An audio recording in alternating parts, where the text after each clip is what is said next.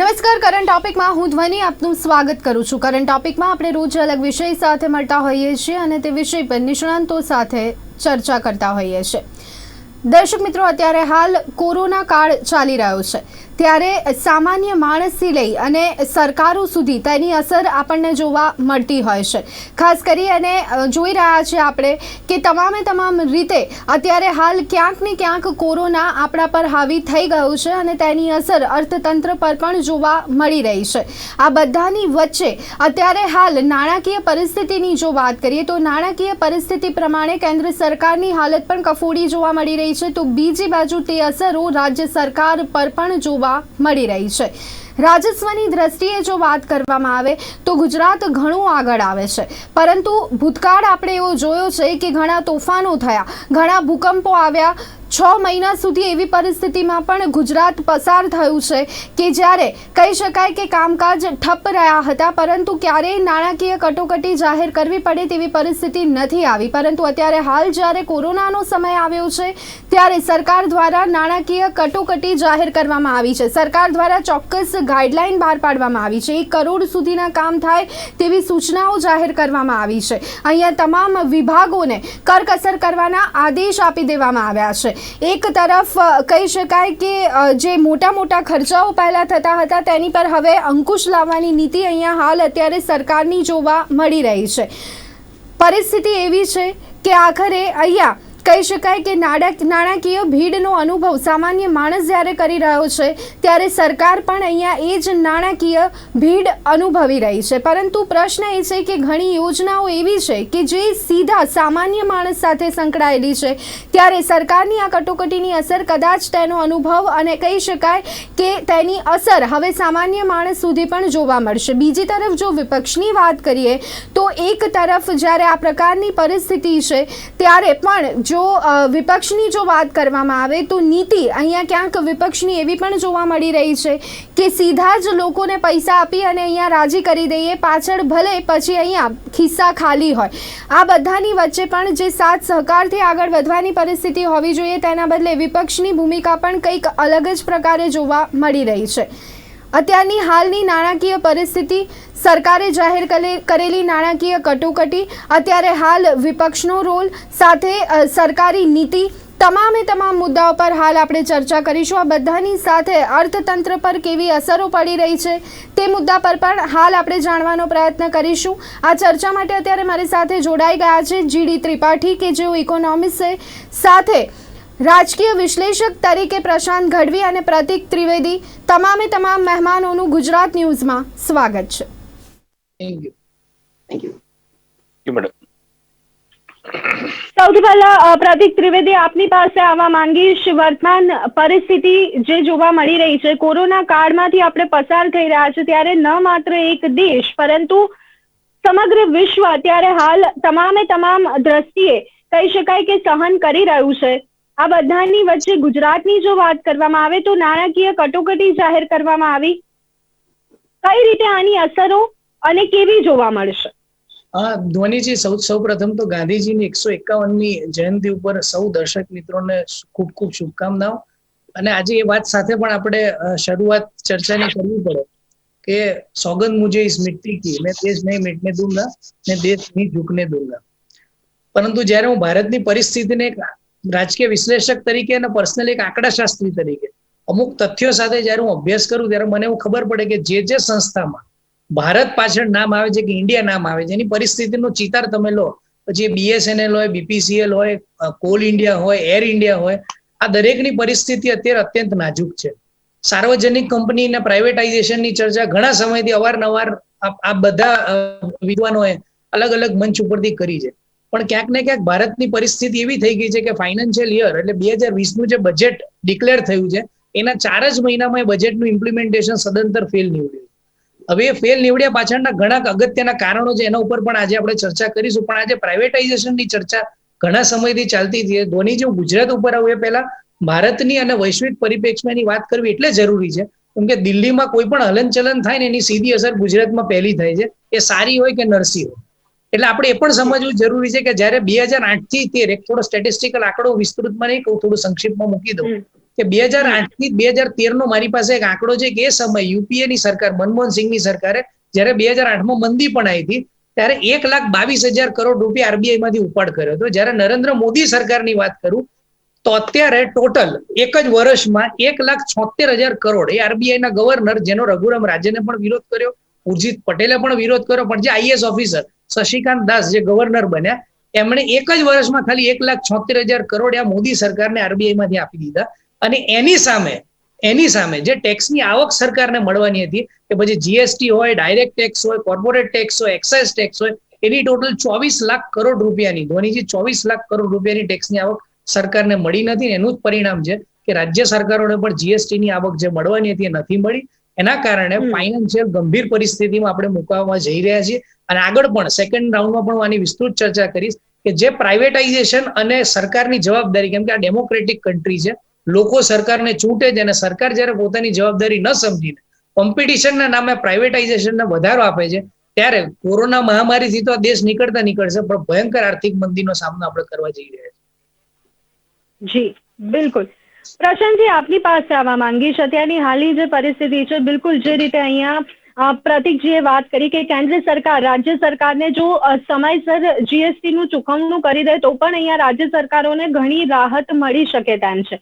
આ સિવાય બીજા કયા કયા કારણો અહીંયા આપ માની રહ્યા છો? અને બીજી એક બાબત કે અહીંયા જે સરકાર તરફથી નાણાકીય કટોકટીની વાત કરવામાં આવી છે, કેવી અસરો સામાન્ય માણસ અથવા તો લેમેન લેંગ્વેજમાં જો વાત કરીએ તો અહીંયા આનાથી શું શું ફેરફાર અહીંયા આપણને જોવા મળી શકે તેમ છે?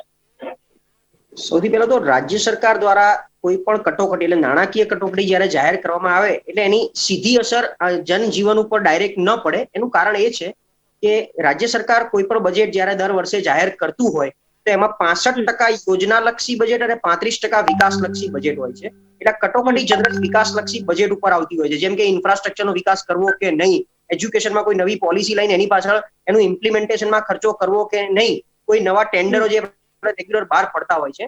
આમ તો જયારે કોરોના કાળ ચાલુ થયો અને એક પીક ઉપર આવ્યો ત્યારથી જ રાજ્ય સરકારે એક પરિપત્ર બહાર પાડ્યો છે કે 31 માર્ચ 2021 સુધી કોઈ પણ પ્રકારની આઈટી, ઇલેક્ટ્રોનિક્સ, ફર્નિચર અને મિસેલિનિયસ અને ટ્રાન્સપોર્ટેશન એટલે કે વ્હીકલ નવા નહીં ખરીદવા, એ પરિપત્ર ઓલરેડી આવી ગયો હતો. હવે જેમ જેમ સમય ગયો ત્યારે તિજોરી ખ્યાલ આવી, કારણ કે આ વર્ષનું ગુજરાત સરકારનું બજેટ 2,16,000 કરોડ સમથિંગ છે, જે ગઈ વખતે 1,88,000 કે 82,000 હતું. આંકડો ભૂલું છું. હવે જો કોઈ પણ જાતની કટોકટી જાહેર કરવી તો વિકાસલક્ષી બજેટ ઉપર પહેલો કાપ મુકાતો હોય છે. હવે કોઈ પણ આપણા રાજ્યમાં 26 ડિપાર્ટમેન્ટ છે અને 226 સબ ડિપાર્ટમેન્ટ છે. 26 ડિપાર્ટમેન્ટની અંદર જે education, health, port and mines, industry, આ બધા જે આવતા હોય છે, તો મારું કેવું એમ હોય છે કે જ્યારે આ ડિપાર્ટમેન્ટને બજેટ ફાળવાતું હોય છે, એમાં હાઈએસ્ટ આરોગ્ય અને શિક્ષણ પાછળ હોય છે અને આ રોડ એન્ડ બિલ્ડિંગમાં હોય છે. તો આપણે જ્યારે પણ આ બજેટ આરોગ્યને સપોઝ આપ્યું છે તો આ વખતે કોરોનાને લઈને આરોગ્ય પાછળ પૈસા વધારે વપરાયા હશે, એની સામે અમુક જગ્યાએ ઓછા વપરાયા હશે બાય ડિફોલ્ટ, કારણ કે લોકડાઉન હોય, બધું બંધ છે, અમુક વસ્તુમાં જરૂર નથી પડતી, અમુક વસ્તુમાં પ્રેઝન્સ નથી આવતી, તો એ બજેટને આમ ડાયવર્ટ કરી શકાય છે. હવે મારો સીધો પ્રશ્ન આપે જેમ કીધું કે 1 કરોડથી વધારાની ખરીદી પર રોક લાગશે અને સ્પેશિયલ પરમિશનમાં મળશે. હવે અત્યારે 31 ઓક્ટોબરે આપણે ત્યાં સ્ટેચ્યુ ઓફ યુનિટી અને સી પ્લેનનું ઉદઘાટન છે, મોદી સાહેબ આવવાના છે. એની સાથે સાથે જે કોઈ આઈએએસ ટ્રેનિંગ કરીને આવે છે મસૂરીથી, એ લોકોનું પણ એક કોન્વોકેશન પ્રોગ્રામ છે. તો એની માટે ટુરિઝમ ડિપાર્ટમેન્ટનું લગભગ 5.5 થી 6 કરોડની કિંમતનું એક ટેન્ડર આવીને પડ્યું છે. એટલે જે પ્રોગ્રામ 31 ઓક્ટોબરે થવાનો છે, માત્ર વિડીયો કોન્ફરન્સિંગ માટેનું આ ટેન્ડર આવેલું છે. એટલે વિડીયો કોન્ફરન્સિંગ થકી જ આ પ્રોગ્રામ થવાનો છે. તો એની પાછળ આટલો બધો ખર્ચો થાય કે કેમ, પહેલું ક્વેશ્ચન ટેકનિકલી, કારણ કે આપણે લોકો પણ અત્યારે ડિબેટ કરી રહ્યા છે, હું તમારે ત્યાં સ્ટુડિયો પર નથી આવતો, તેમ છતાં ઓનલાઈન માધ્યમથી કોઈને એક પ્રકારનો ખર્ચો થતો નથી. તો વિડીયો કોન્ફરન્સિંગની સારામાં સારી સુવિધા સરકાર પાસે હાલમાં છે જ, તો સ્પેશિયલી આ 6 કરોડ 5 કરોડનું મોટું ટેન્ડર ઊભું કરવું અને થશે, કારણ કે 31 ઓક્ટોબરે પ્રોગ્રામ ભવ્યાથી ભવ્ય થશે અને એનું ચૂકવણું એ જ દિવસે થઈ જશે. તો આ કયું એમ, એટલે આમાં કેવું હોય, સરકાર કોઈ પણ હોય, ભાજપ, કોંગ્રેસ, પૈસો ક્યાં કેવી રીતે વાપરવો ને એ હું કે તમે નહીં જાણી શકીએ, એ સગવડિયા પ્રમાણે ચાલતું હોય છે. એટલે કાપ જ્યાં મૂકવાનો હોય છે ત્યાં મુકાતો જ હોય છે 100%. કટોકટી પણ છે, કારણ કે આ વખતે ઇનફ્લો બહુ જ ઓછો છે, આઉટફ્લો થોડો વધારે છે, ખાસ કરીને મેડિકલી આપણે જોઈ રહ્યા છીએ. અને આમ તો પર્સનલાઇઝ ન કહેવું જોઈએ, પણ આપ સૌએ અનુભવ્યું બી ખરું કે કોરોના કાળમાં સરકારે કઈ રીતે મદદ કરી કે પ્રાઇવેટ હોસ્પિટલોમાં લાભમાં લીધા પછી ટેસ્ટિંગ અત્યારે આપણે ટોટલી મફત કરીએ છીએ, અમુક ટ્રીટમેન્ટ પણ મફત કરીએ છીએ, અમુક લેવલથી વધારે જરૂર પડે તો જ ચાર્જેબલ આપીએ છીએ. તો ડેફિનેટલી સરકારને અમુક ખર્ચા થયા છે, પણ એની સામે અમુક ખર્ચા નથી થયા. હવે માત્ર જીએસટી ની આમ જોવા જતો આવક, કારણ કે આપણે દર બીજે ત્રીજે દિવસે ન્યૂઝપેપરમાં પણ વાંચીએ છીએ કે આજે આટલી બધી મંદી વચ્ચે મેન્યુફેક્ચરિંગ સેક્ટરે આટલો ગ્રોથ કર્યો. ગઈકાલે હતું, એની પહેલા હતું કે લોકડાઉન પછી તરત જ આટલા રૂપિયાના દસ્તાવેજ થયા, કેટલાય કરોડો રૂપિયાના. એટલે ઇન્કમ સરકારની ક્યાંક ને ક્યાંક ચાલુ છે પહેલા કરતા, કદાચ યર ઓન યર અને ક્વાર્ટર ઓન ક્વાર્ટર ગ્રોથ જો જોઈએ તો કદાચ 25% હું કહું છું ડાઉન હશે, પણ પૈસા આવે છે, નથી આવતું એવું નથી. એટલે આને બીજી કોઈ રીતે મેનેજ અને ટેકલ કરવું જોઈએ કે પૈસા ક્યાં સાચા અર્થમાં વાપરવાની જરૂર છે. હમણાં જો તમે એમ જાહેર કરો કે વાઇબ્રન્ટ ગુજરાત થવાનું છે, તો એ જ વાઇબ્રન્ટ એ જ સ્ટાઇલથી એટલા જ ખર્ચાથી થશે. જાન્યુઆરીમાં જો કદાચ કરવાનું આવે તો, આ વખતે સિક્વન્સમાં છે કે નહીં મને ખ્યાલ નથી અત્યારે, પણ જો કદાચ થાય તો એટલા જ રીતે સારી રીતે થશે, એટલા જ ખર્ચાથી થશે. તો કાપ ક્યાં મૂકવો, કોની ઉપર દાબ મૂકવો, એ સરકારે એની રીતે ડિસિઝન લેવું પડે. અને જેની સીધી અસર, કારણ કે પછી આપણે એક બાજુ ખર્ચા ચાલુ રહે અને આ બાજુ સામાન્ય જનજીવનને ક્યાંક ખર્ચો મોકલવાનો હોય, એની ઉપર કાપ આવે તો એ ખોટું. એ સિવાય ઇન્ડસ્ટ્રીને રોટેટ કરવો હોય, ધંધા વિકાસને રોજગારને ચાલુ રાખવો હોય, તો ઇન્ડસ્ટ્રીને મજબૂત કરવા માટે સરકારી કોન્ટ્રાક્ટ બી ચાલુ રહેવા જોઈએ છે ને. આજે અમારી વાત તો, અમે આઈટી બિઝનેસમાં છીએ અને સરકારના ટોટલ આઈટી બિઝનેસ અત્યારે ઝીરો થઈ ગયા છે અમારા માટે. તો અમારા જેવાના સર્વાઈવલ માટે, એટલે નોટ સર્વાઈવલ પણ તો એક્ઝેક્ટલી ઇન્ડસ્ટ્રીને, ઇકોનોમીને માર્કેટમાં રોટેટ કરવા માટે સરકારે અમુક ખર્ચા કરવા જ પડશે. એટલે એ સરકારે બેલેન્સ કરવાની જરૂર છે. જી બિલકુલ. ત્રિપાઠીજી, આપની પાસે આવવા માંગીશ. અત્યારે પરિસ્થિતિ વિકટ છે, ત્યારે મુખ્ય જે એન્જિનની ભૂમિકા હોય એમાં સરકારની ભૂમિકા એ મહત્વપૂર્ણ સાબિત થઈ જતી હોય છે. અને આવા જ સમયમાં જો સરકાર આખરે મુઠ્ઠી વાળશે તો પછી અહીંયા વી શેપ રિકવરી અહીંયા કઈ રીતે શક્ય બનશે? આપને શું લાગી રહ્યું છે અત્યારની હાલની પરિસ્થિતિ, સરકારની નાણાકીય કટોકટી? Madam, good afternoon. સર્વે દર્શક મિત્રોને બી નમસ્કાર. આ પ્રશ્ન ખૂબ જ જ્વલંત છે. સરકાર રાજ્યની હોય કે કેન્દ્રની હોય, અત્યારે હાલ ચોક્કસપણે પબ્લિકની જેમ જ ભીસમાં છે. પણ જયારે એમ કહે કે ઘરમાં વડીલો જ હાથ પગ ઢીલા કરી દે તો ઘર કઈ રીતે ચાલશે, એ એક મોટો સવાલ છે. મેં આખું સરકારનું આજે આ જાહેરનામું બહાર પાડ્યું છે, મેં વાંચ્યું.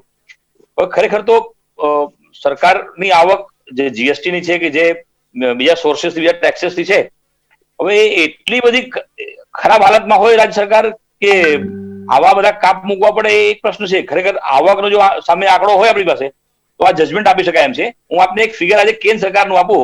આજે 96,000 કરોડથી વધારે જીએસટી કલેક્શન છે આ સપ્ટેમ્બર મહિનાનું.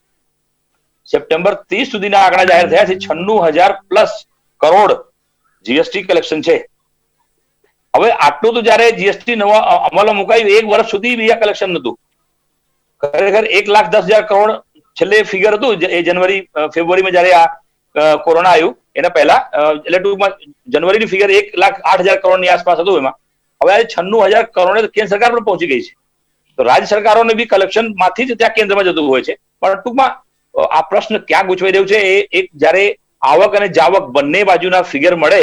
હા, હવે પ્રશ્ન અહીંયા એક બહુ ગંભીર એક છે કે આ લગભગ 4 પ્રકારની યોજનાઓ રાજ્ય સરકારની હોય છે, જેમાં રાજ્ય સરકાર પોતે 100% હોય કે કેન્દ્ર સરકારની પુરસ્કૃત યોજનાઓ હોય. હું આપને કહું એમાં કે એમાં કુલ 4 તબક્કા હોય. એમાં એક તો સ્થાયી ખર્ચનો અંદાજ હોય છે, બીજું કે 100% કેન્દ્ર જે યોજનાઓને ફાઇનાન્સ આપતું હોય, કે ત્રીજું એવું હોય કે રાજ્ય અને કેન્દ્ર બંને સંયુક્ત રીતે કોઈ યોજનામાં અમલમાં હોય, અને ચોથું એવું છે કે રાજ્યમાં જે ગયા વર્ષની યોજનાઓ ચાલુ હોય, એ 4 યોજનાઓ મુખ્યત્વે દર વર્ષે અમલમાં મુકાતી હોય છે. પ્રશ્ન એ છે કે કેન્દ્ર સરકારે તે હાલ ના પાડી દીધી કે કોઈ પણ વધની આવક એ જીએસટી ની બી હોય કે જે યોજનાઓ કેન્દ્ર સરકાર પુરસ્કૃત છે, અત્યારે હાલ એના કોઈ પણ ફાઇનાન્સ આપવામાં આવશે નહીં. હવે રહી વાત તો કેન્દ્ર અને રાજ્યની જે સંયુક્ત યોજનાઓ છે, એમાં જો કેન્દ્ર એમાં પણ ભાગ ના આપે તો રાજ્ય એકલા હાથે એને પહોંચી વળે એમ નથી. એટલે જે આગળના પેનલિસ્ટ મિત્ર પ્રશાંતભાઈએ વાત કરી કે જીવન જરૂરિયાતની જે યોજનાઓ છે, જે તમારા મારા લાઈફને ટચ કરતી હોય યોજનાઓ છે. હવે પહેલા મારું સ્વાસ્થ્યની યોજના છે, સરકારનો ખર્ચો ધાર્યા કરતા લગભગ ડબલ નહીં, લગભગ 10 ગણો વધારે થઈ ગયો હશે. કેમ કે આખા ગુજરાતમાં આજે ફ્રીમાં ટેસ્ટિંગ કરવું અને એના માટે બધા ઇન્ફ્રાસ્ટ્રક્ચર ઉભા કરવા એ બહુ મોટી વાત છે. એ ખર્ચો ચોક્કસપણે ધાર્યા કરતા બહુ જ મોટું છે. એટલે બીજી યોજનાઓના પૈસા ત્યાં ડાયવર્ટ થયા જ હશે 100%. નંબર 2 કે અહીંયા ફરીથી પ્રશ્ન એવો આવે છે કે ઘણી યોજનાઓ ત્યારે એવી છે લોકડાઉનના કારણે એ પેપર ઉપર ચાલતી હશે, એ અમલમાં મુકાઈ જ નહીં હોય, તો એના જે બજેટ એલોકેશન હોય તમે એને ડાયવર્ટ કરીને બીજી બાજુ લઈ આવો ને એમ. એટલે જ્યારે બજેટ બન્યું હશે એ વખતે પણ ચોક્કસપણે એમાં પ્લસ માઇનસ ધારણાઓ હોય છે. ઇકોનોમિક્સ છે ને હંમેશા એ ધારણાઓ પર ટકતું વિષય છે અને એ વિજ્ઞાન છે, બરાબર. તો એ વખતે બી ધારણા હોય કે આને આમ ધારી લઈએ તો હવે કોઈ મુશ્કેલી આવી ગઈ હોય, કેન્દ્રમાંથી ફાઇનાન્સ નહીં આવે તો તમારી પાસે બીજા વિકલ્પ તો હોય જ. એટલે રાજ્ય સરકારે એક ઝાટકે હમણાં વાંચ્યું કે 1 કરોડથી 5 કરોડની સંબંધિત જે યોજના હોય એ 50% કાપમાં ગઈ અને 5 કરોડથી વધારેની બધી યોજનાઓમાં 33% જ કાપ છે. એમાં ટૂંકમાં જે મોટી યોજનાઓ છે એમાં 33% કાપ, જે નાની યોજનાઓ છે એમાં 50% કાપ. હવે પ્રશ્ન અહીંયા બી આવીને ઉભો રહે છે કે નાની યોજનાઓ હવે કોને સ્પર્શે છે? હવે એ પંચાયતોને, તાલુકા પંચાયતોને જેને ફાઇનાન્સ આપતા હોઈએ આપણે, રોડ રસ્તા માટે હોય, ઇલેક્ટ્રિફિકેશન માટે હોય, ગટર લાઈનો માટે હોય, જે ગ્રામ્ય વિસ્તારને અસર કરતી યોજનાઓ છે, જો તમે 50% કાપમાં મૂકી દેશો તો ગામડાઓમાં ફરીથી રોજગારીની તકો ઉભી થવાની વાતો છે એ પાછી ફરીથી આ પ્રશ્નો ઉભા રહેશે. સગવડો હું માનું છું કે એકાદ વર્ષ ના મળે તો બહુ ચિંતા નથી કરવા જેવું, પણ એના થકી રોજગારીની તકો ઉભી કરવાની વાત છે, એ મેન પાવર ઉભા કરવાની વાત છે. તો જો અહીંયા કાપ મુકાશે તો સામે એમ્પ્લોયમેન્ટ જનરેશન એટલું ઘટશે, એમ્પ્લોયમેન્ટ જનરેશન ઘટે એટલે સામે લેબરની આવક ઘટવાની, આવક ઘટે એટલે એની ડિમાન્ડ ઘટે, એટલે પાયા સુધી અહીંયા આપણને અસર જોવા મળશે. બિલકુલ.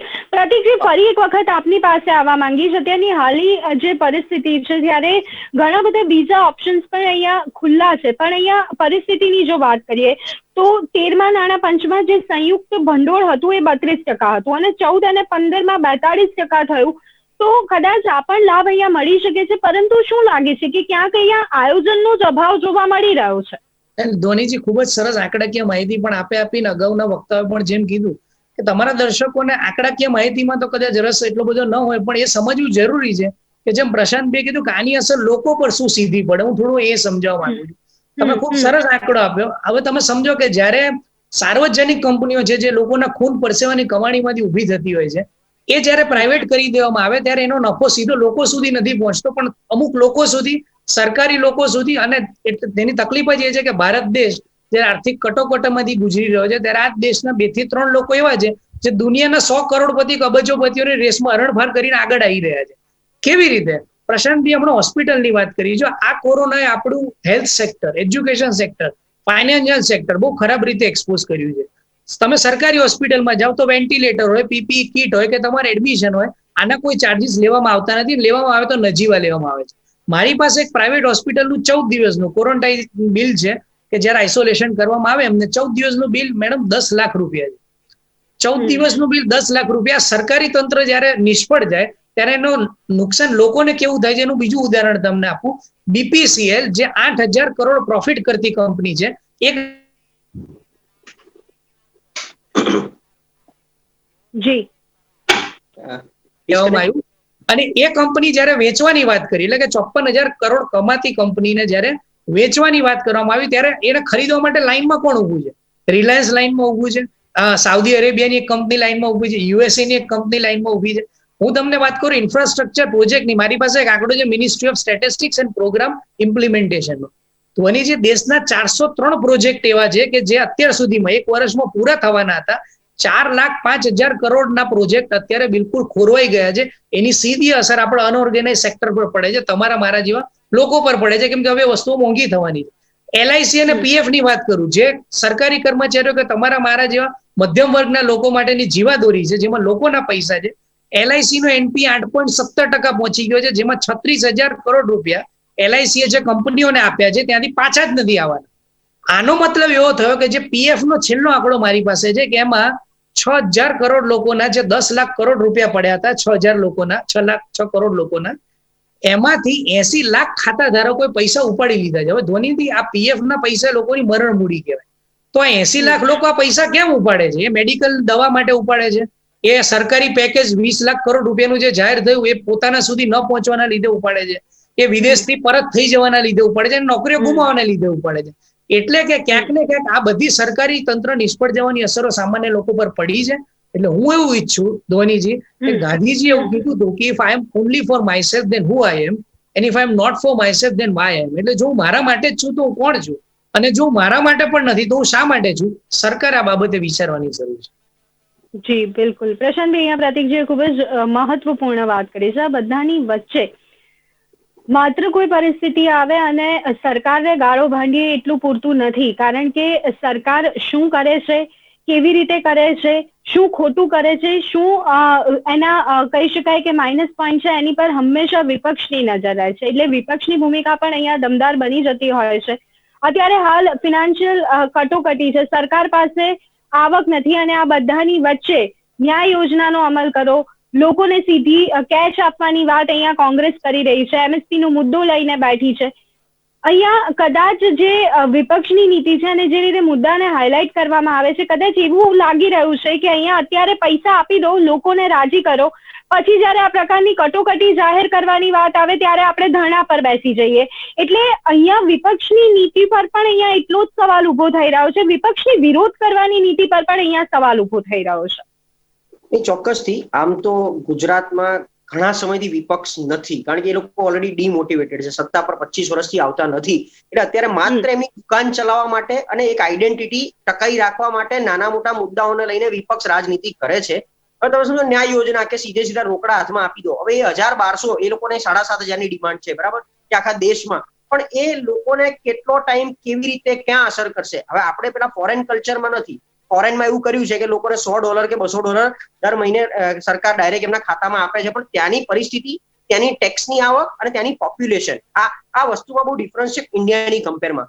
એટલે ઇન્ડિયામાં માર્કેટને અને ઇકોનોમીને રોટેટ કરવા માટે સરકારે કોઈ મહત્વપૂર્ણ, જેને કહેવાય ને કે એવા નિર્ણયો કરવા પડશે. ખાસ કરીને માનો કે ટેક્સમાં ક્યાંક રાહત આપે, કોઈ બીજી રીતે આવનારા 3 વર્ષ માટે કોઈ ઇમ્પ્લિમેન્ટેશન ના કરે, કંઈ ઇમ્પોઝ ના કરે. વિપક્ષનો ક્યાંય કોઈ રોલ અત્યારે હું માનું ત્યાં સુધી કોઈ રીતે આવતો નથી, કારણ કે વિપક્ષ પોતે એક તો સ્વીકારે છે કે અમારા અવાજને દબાઈ દે છે, અમારા વિધાનસભામાં પણ અમને પ્રશ્નોત્તરી કરવા દેતા નથી, એટલે સરકારે કરવાનું છે. એટલે આપણે હવે સરકાર ઉપર નિર્ભર રહેવાનું, પહેલું. બીજું, તમારા ઘરમાં જો કોઈ આપત્તિ આવી પડે તો આપણે એવું કહીએ છીએ કે છેલ્લે હું મારા દાગીના વેચીને પણ આ વસ્તુ કરીશ, પ્રસંગ સિવાયની વાત હોય તો આ કટોકટી જયારે આપણે જાહેર કરતા હોય તો દેશમાં કે રાજ્યમાં આપણી પાસે પડી રહેલી અમુક સંપત્તિઓ એને પણ જો વાપરવી પડે તો પ્રજા હિતમાં વાપરવી સહેજ પણ છોછ નથી, સહેજ પણ ખોટું નથી. અને આપણે સારી વસ્તુ બતાવવી હોય, ગ્લોરીફાઈડ આંકડા બતાવવા હોય, ત્યારે આપણે આમાં પ્રથમ છીએ. આપણી પાસે આમાં બહુ જ, હમણાં તમે મને આની જે વાત કરી 32% સંયુક્ત ભંડોળની એની, તો એવા જયારે આંકડાઓ બતાવવા હોય તો અમારી સરકાર આટલા ટાઈમથી આટલું સારું કર્યું, તો એ બધા પૈસા અત્યારે ક્યાં ગયા એ બતાવો. કેગનો રિપોર્ટ આજે આપણે સૌ જાણીએ છીએ કે આખા હિન્દુસ્તાનમાં એક દિલ્હી રાજ્ય એવું જાહેર કર્યું કે જે ક્યાંક પોઝિટિવ છે, બાકી બધા રાજ્યો ડેફિનેટલી બેલેન્સ શીટ પ્રમાણે નેગેટિવ જતા હોય છે.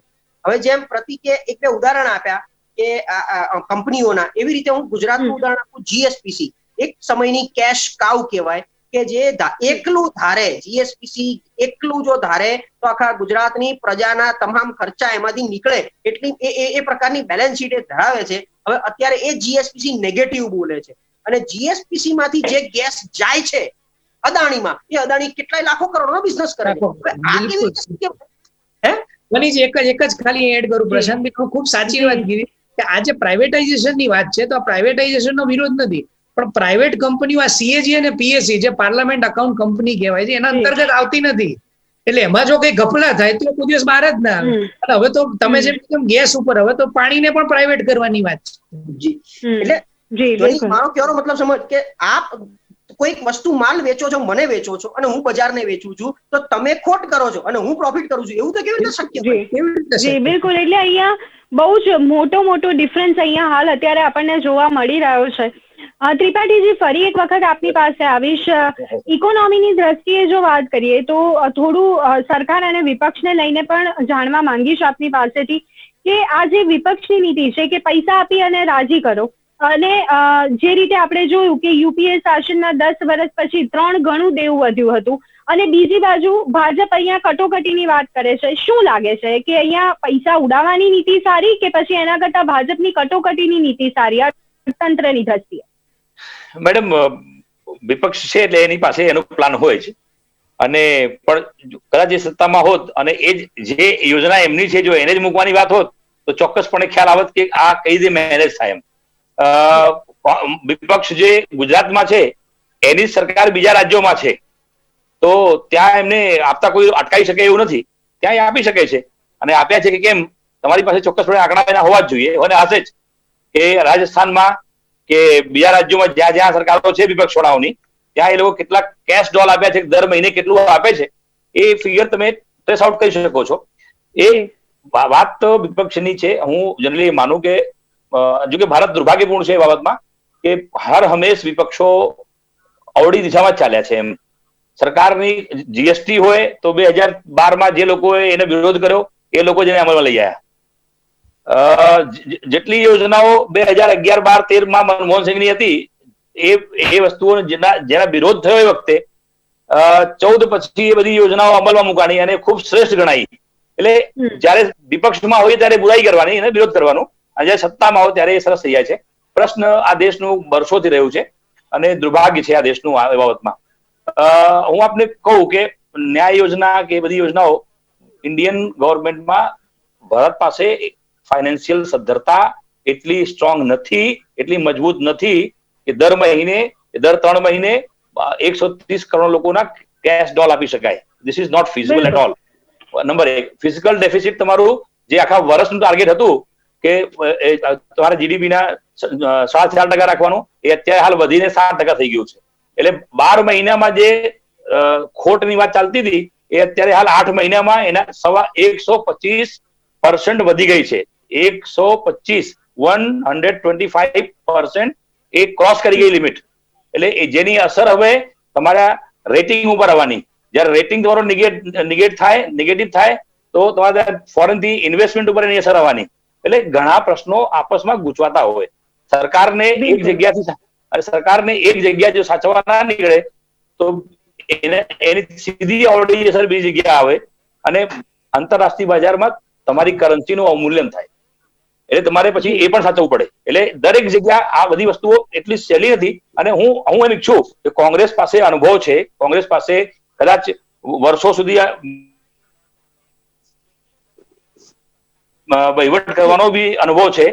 પોલિટિક્સ આજની આ પરિસ્થિતિમાં જો તમે પોલિટિક્સ સમજો તો પબ્લિકને બધી ખબર પડે. હવે પબ્લિક કદાચ બોલશે નહીં, કહેશે નહીં, પણ લોકો બધું જાણે છે. આજે આ પેનલ પર બેસેલા 2 મિત્રો યંગ છે, તમે એમની વાત ઉપર તમે ચોક્કસપણે પાડી શકો છો. એમને બધી જ ખબર છે. આજે બીપીએસ આજે રેલવેની શું દશા ચાલી રહી છે, બીપીસીએલમાં શું દશા ચાલી રહી છે, ગેસ કંપનીઓમાં શું, આજે બહુ જ સ્પષ્ટ છે કે માલિક ગરીબ છે અને માલ ખરીદનાર અમીર થઈ રહ્યો છે.